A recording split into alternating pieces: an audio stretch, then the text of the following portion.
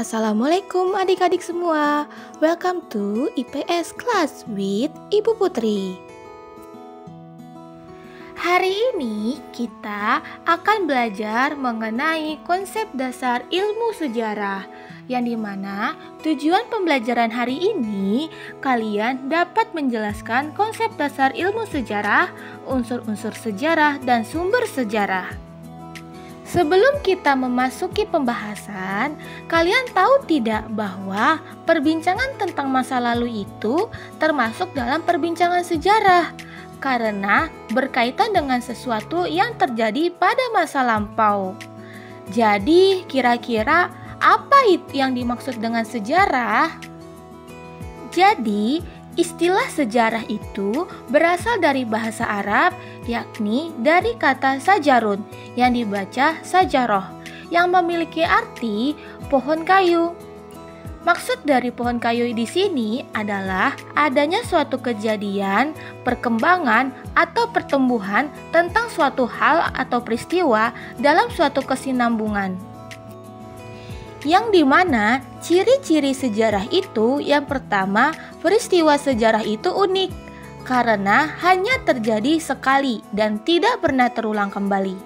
Yang kedua, peristiwa sejarah dikatakan abadi karena tidak akan pernah berubah dan tetap dikenang sepanjang masa. Yang ketiga, peristiwa sejarah itu penting karena memiliki pengaruh yang sangat besar.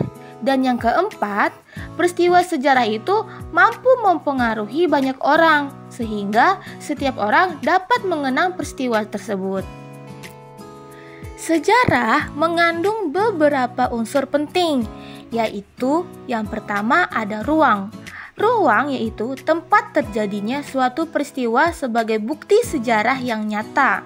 Dua, adanya waktu, yaitu unsur sejarah yang berkaitan dengan waktu terjadinya peristiwa bersejarah dan dapat menjelaskan kronologi dalam kajian sejarah.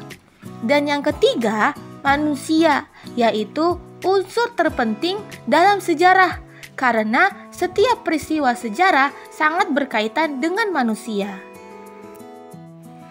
Jejak-jejak masa lalu sebagai sumber sejarah digolongkan dalam 3 jenis, yaitu sumber tertulis, sumber benda atau artefak, dan sumber lisan. Yang pertama ada sumber tertulis sejarah. Contoh sumber tertulis sejarah yaitu ada prasasti, silsilah keluarga berupa dokumen tertulis, piagam, dokumen, babat, kronik, biografi, buku harian, memoir, jurnal, surat kabar, surat, laporan, notula, dan sebagainya. Yang kedua, ada sumber benda dalam sejarah. Contoh sumber benda dalam sejarah diantaranya monumen. Monumen ini berupa piramida, candi, masjid, gereja, makam, patung, lukisan, dan pakaian perang. Yang kedua ada ornamen, itu berupa relief dan gambar-gambar. Yang ketiga ada grafis, itu berupa peta, sketsa topografi, perencanaan kota, tabel statistik, sidik jari, dan lain-lainnya.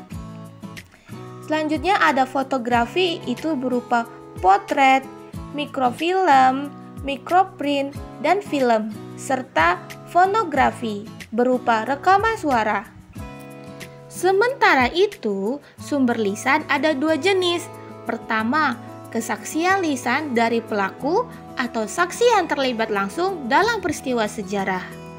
Pada saat melakukan wawancara dengan saksi sejarah, kesaksian direkam dan ditranskripkan ke dalam kertas.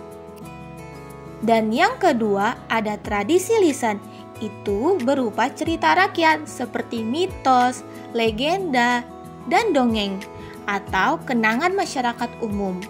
Tradisi lisan lebih sulit untuk dianalisis oleh seorang sejarawan karena perlu menangkap kenyataan di balik suatu cerita yang didukung dokumen seperti arsip atau buku.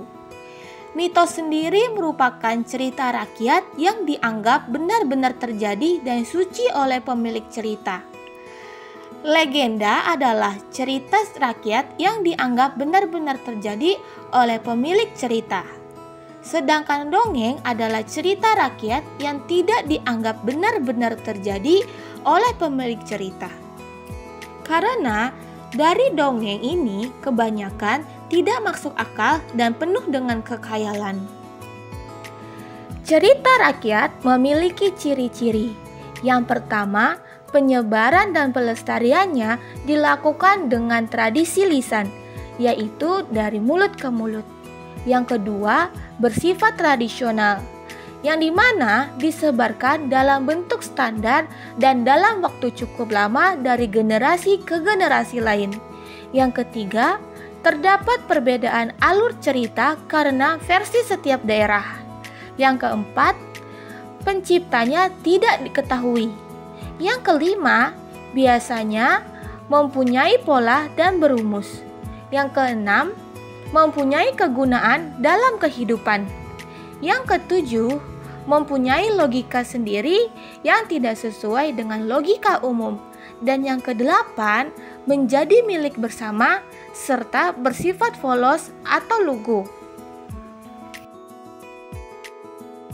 Pada cerita rakyat, banyak mengandung nilai-nilai luhur bangsa, terutama nilai-nilai budi pekerti yang dilestarikan oleh setiap generasi untuk mendidik anak.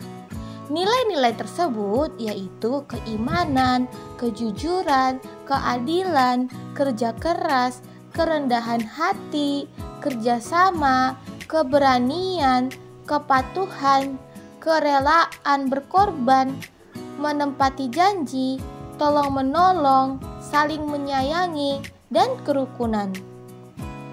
Ajaran moral pada cerita rakyat sudah mencakup segala segi kehidupan masyarakat, sehingga cerita rakyat ini sangat berguna untuk mendidik anak-anak.